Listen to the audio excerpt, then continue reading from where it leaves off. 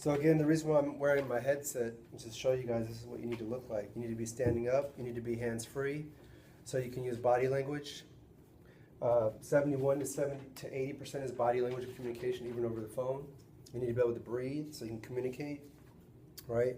You don't want to be hunched over, having neck problems.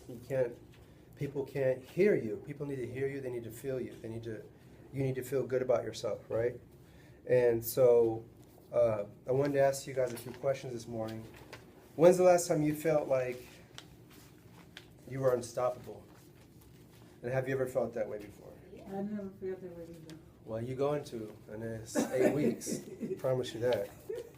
What about you? Well, I have to get up, and I'm getting up, and I can't leave on time, so I'm doing that part of it. Probably like last week. Yeah? You felt unstoppable. Tell us about it. I mean, I had just been working on my script and just, I really taking in everything, and I felt like, unstoppable. Did you apply it?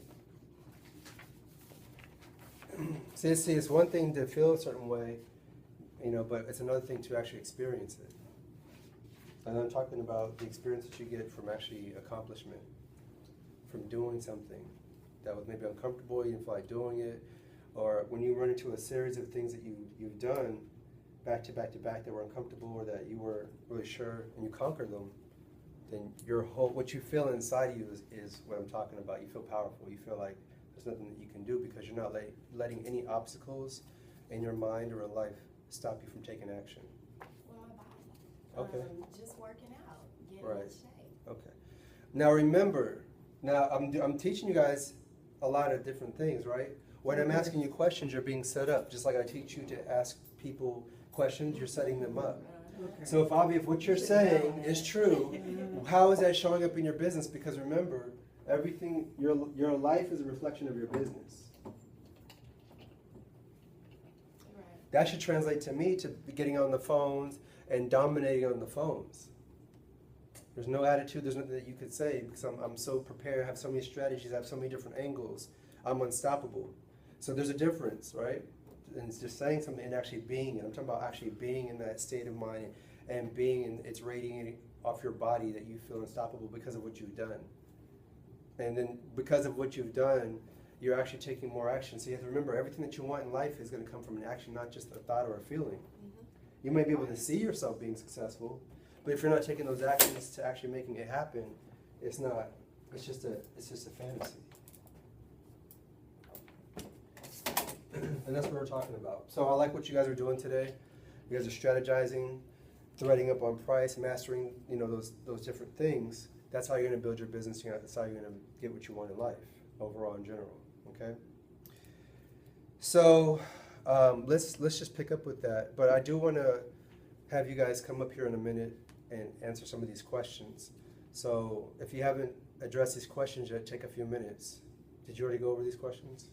That's right. Oh yeah, we worked on it. That's right. All right.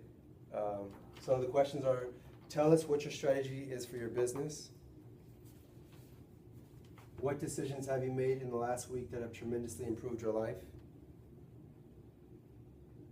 Why is there never anyone here before me in your office? Well, this time you guys would beat me here, right? Yes. Because we had that conversation, right? What's your purpose for work? And what's your level of commitment? And how is that showing up in your business via results? Everything that you do should show up in your life as an actual result. That's how you get out of fantasy versus like what's actually actuality, right? You can see yourself doing something, but if it doesn't show up in your actual life, it's just an idea. It's not tangible. It hasn't crossed over, right, from an idea to physicality. And everything you do to work on yourself is going to make an improvement in your business because of the same thing.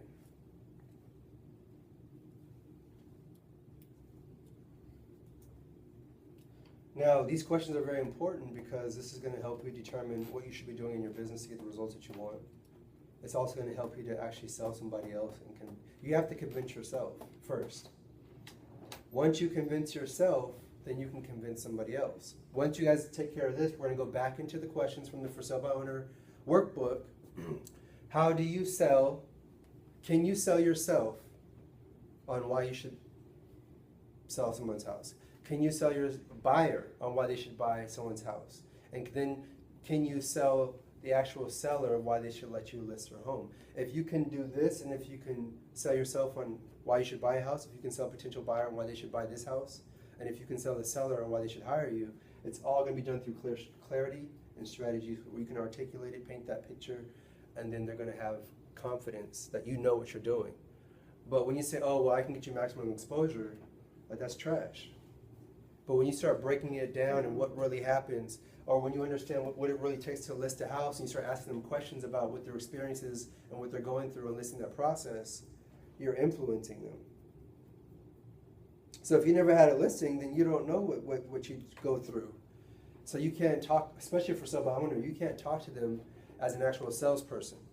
If a for sale by owner is doing your job, you need to have a sales conversation with them. How good are you? How threaded up on pricing are you? Well, what's that mean? Well, let's talk about price. How do you beat the AVM? What's an AVM? What's an appraisal? Was an appraisal the actual market value, or is that just a risk assessment the bank is making? See, again, the real argument in real estate, whether you know it or not, is who knows more about real estate and how to get a home sold. Whether you know it or not, if you understand it, that's what it's really about. The conversation is about who knows more about real estate. If you want to sell someone's house, you need to demonstrate that you know more than them. If they're asking you questions and they're pre-qualifying you and you don't have good, strong answers, you're not destroying their arguments, like what we did on Sunday, right? Then they're not going to have confidence and want to hire you. That's your job. Who knows more about real estate and how to get a home sold? That's all you need to really get good at. Maximum exposure and all these weak-ass answers, that's not going to cut it. You need to really have that conversation about how the market works, about how pricing works. What is real estate? Nobody even knows what real estate is. Only very few people actually know what real estate is. Tell me. Paperwork. That's what kind of paperwork? Where's the markers at?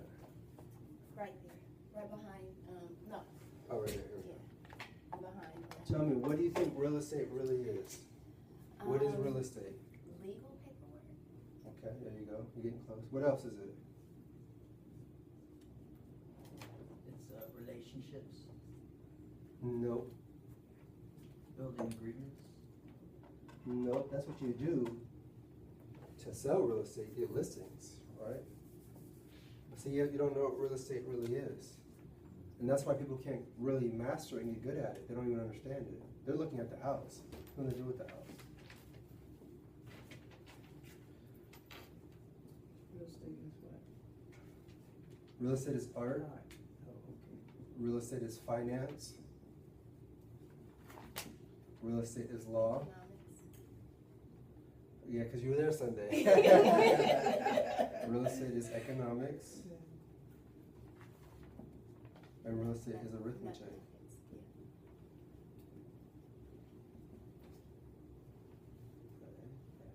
Arithmetic. Yeah, I was like, how do you spell Is it A or E? again? Arithmetic. It's math. Math. R-I-T-H. Okay, we'll just put,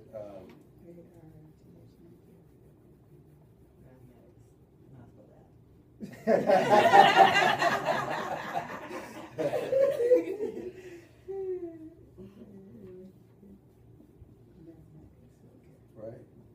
And then we gotta add another one too, right? Speaking of this, right? It's articulation. And that's really what real wealth is. And that's actually how you actually create realities. You have to be able to articulate what you know, and you have to be able to articulate it to yourself and to somebody else. That's how you're going to sell them. And that's why I want to get you guys out of broad statements. I can get you maximum exposure. What the hell does that mean? And how are you going to, what makes you, how is that different from what anyone else does, right? If you really want to study and say you're a real estate professional, you have to understand all of these, and you have to be proficient in all of these. I just had a good conversation with my mentor, right? And it was like so refreshing because we can have these type of conversations, and I was talking about, well, she's talking about what she's going through, dealing with $30 million, $20 million deals, $7 million deals. When you get to higher levels in finance, and first of all, when you get to, well, if you talk about real wealth, you cannot have real wealth without understanding law and politics. Facts. You can't, because there's no way that you can actually hold on to what wealth really is.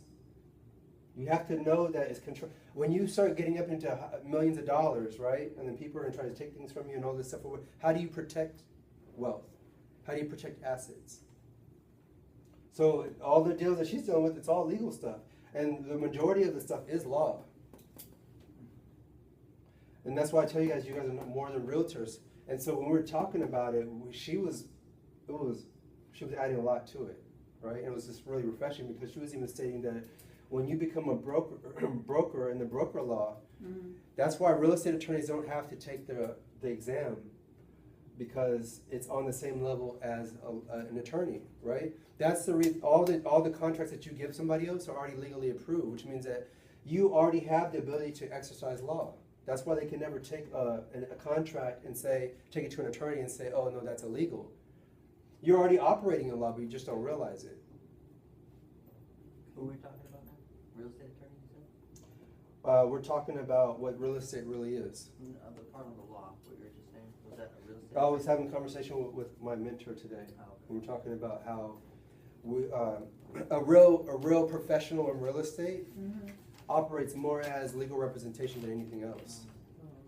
And then actually breaking it down to real legal definitions and legal agreements, and how the Bar Association is tied into real estate contracts, and how you actually are a legal attorney in one form.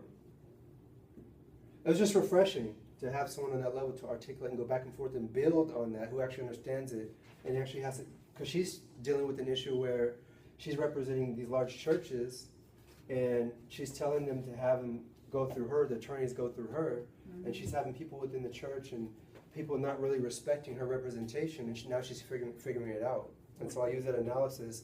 How do attorneys get someone to pay them $55,000 retainer up front for representation?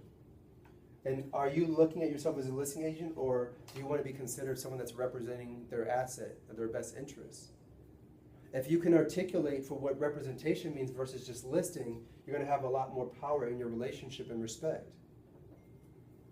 Are you just listing my house, or are you representing me? When an attorney is representing somebody, what does that mean? What do they get from representation? Staying out of jail. What else?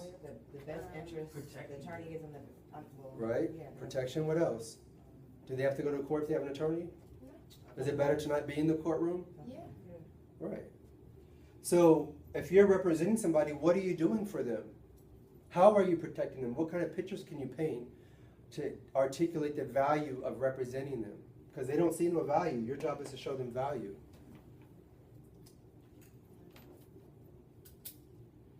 So you have to know what real estate is, what it really is. Do you see the house on here?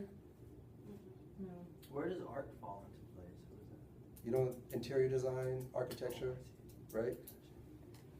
Landscaping. There's a lot of different things, right? But real estate's not just houses. What about art galleries, the cathedrals, right? Isn't that very artistic? The Pristine Chapel, all that. But you don't really even see like, oh, the house. It's not that real estate has nothing to do with the house. It's legal fiction. Okay. You have to know the difference between real property and personal property. Just by having these conversations, you're going to be influencing people.